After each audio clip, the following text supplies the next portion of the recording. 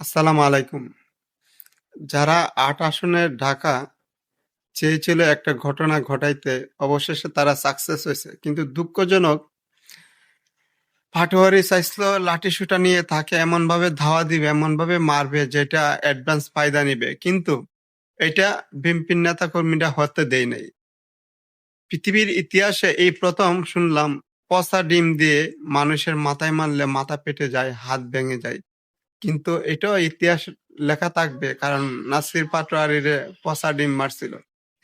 আর এখান থেকে যে অ্যাডভান্স রাজনীতি ফায়দা নিতে যাচ্ছে পাটোয়ারি, পাটোয়ারিকে বলবো একজন বর্ষিয়ান নেতা মির্জা আব্বাস একদিনে তৈরি হয় নাই। এই মির্জা আব্বাস হতে গেলে তোমাকে এই মির্জা আব্বাসের কার্যকলাপ হতে গেলে এই পূর্বের ইতিহাস জানো, তারপরে মির্জা আব্বাসের সাথে খেলতে আইসো।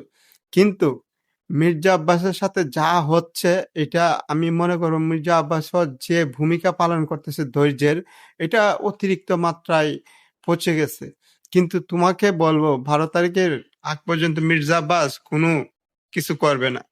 কোনো অনৈতিক কাজ করতে যাইবে না। ১২ তারিখের পরে এটার রেজাল্টটা ঠিকই পাবে তুমি। কারণ তোমার কার্যকলাপ যা করছো একজন বর্ষীয়ান নেতার সাথে, এটা জনগণের মানুষে যেমন ব্যথিত এবং সে নিজেও মানে তার রাজনীতির ক্যারিয়ারে এটা ইতিহাস হয়ে থাকবে।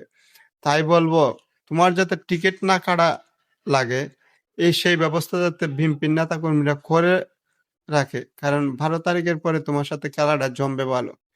ভালো থাকবেন। আর ভিডিওটা অবশ্যই আপনারা আমি যে কথাগুলা বলছি এটা লিখে রাখেন। এটা হবে রেজাল্ট। কারণ বাংলাদেশের রাজনীতির প্রেক্ষাপটে এমনটা হয়ে আসতেছে। কারণ ইট পারলে পাটকেল খেতেই হয়। এটাই স্বাভাবিক।